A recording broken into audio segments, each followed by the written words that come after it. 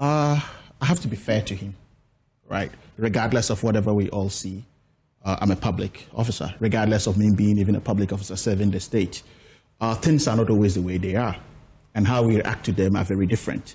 So prima facie, or whatever evidence is being thrown around, I wouldn't say he brought it upon himself. Sometimes errors happen in public office, right? So I would wait for a competent court of jurisdiction to pass that verdict on Ken Ofori-Atta. As in, he should have made himself available. Well, I mean, yeah, if that's what you're saying, if that's what you're saying, I mean, I was just looking at the facility.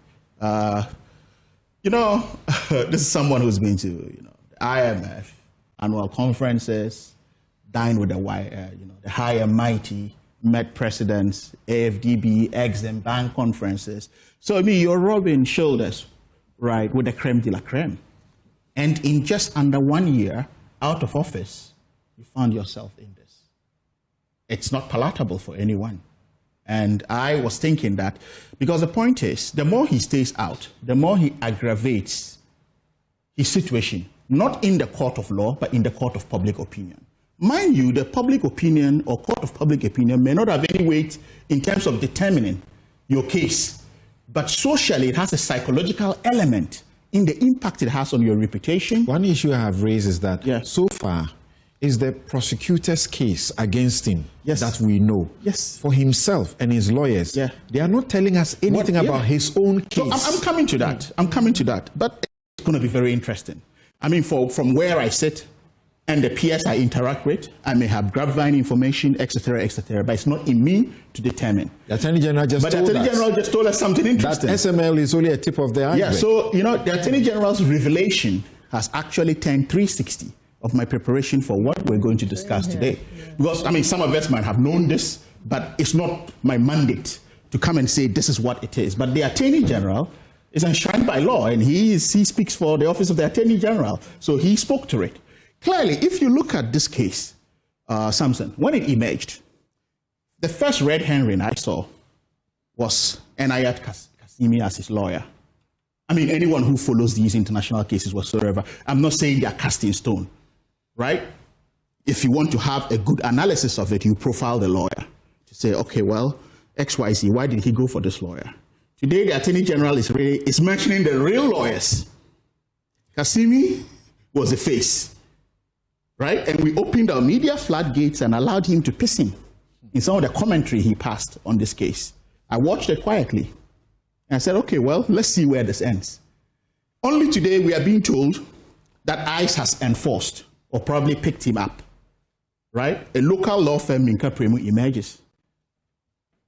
Kasimi is nowhere to be found in speaking to this when it's happening in his backyard or jurisdiction.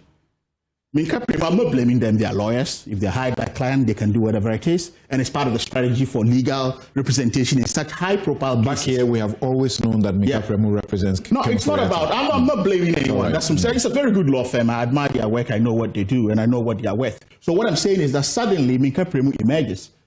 There's silence on the American side of things. And the sketch that is being given to rest is that his visa has 1 month to expiration. But the interesting question, those of us who may probably be exposed to immigration rules, if they've changed maybe today, I do not understand on how on earth that a month to the expiration of a visa, you get picked up. Because you've not violated it yet. So an ordinary bystander would have said that, oh, is it a legal strategy to get him in so they have 1 month to play with in terms of having an extension? That is, if the Attorney General had not revealed what he had revealed. So the question to ask is, does his lawyer, Minkapremu, are they aware of the visa revocation? This is something they need to answer after this, because I think he also has, reputational collateral damage to an extent. Or they were not furnished or up to speed or abreast of the issue. Because we all know how the first strategy is medical. And with medical, it always sticks, because the doctor will find something, regardless of how right or wrong you are. And depending on how high profile it is, then it goes on and on. Which is why I pity my two brothers, my elder brother and my friend Shremsai, Mezes Ayini and Shremsai at the Attorney General's Department, because extradition cases are very complex. It's like you're tossing a coin. It could be a head or a tail. You can build a rock-solid case. One human rights issue, one medical issue, or the foreign service or foreign ministry makes a tiny procedural error, and your case is gone. Right. So when they said ICE has gone in, if you look at the operational issues by law of ICE, they enforce immigration status, not visas. That's their mandate. They enforce immigration issues, not visas. So a month to your visa expiring, why would they be coming for you? They can only come for you on condition that there are other violations. That is, you violated your immigration status, which we are beginning to learn now that probably was revoked. So it means that from the time of revocation, he was living as an illegal immigrant. You get it?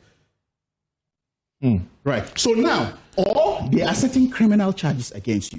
Now, I'm unable to establish whether it's the charges from the OSP or it's the investigations from the AG's department that is triggering what is happening. The AG says his office had been dealing with the US for a long while. We don't doubt him. He has a mandate to do that. But I'm just saying that we don't know which, because he himself needs to hold information back. Okay. Because it's very important. It's an ongoing case. He refused to give us yes, because much as again, he has a pending application to extradite him. If he drops anything, his lawyers can easily pick that up.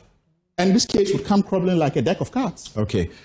So it's quite interesting with how we are treating this issue. So it's a high-profile public interest case. I mean, Wontumi has subjected himself. He's able to drive a fast, furious sports vehicle to Yoko to answer and get bailed. He's home. He attends courts freely and goes home. Right?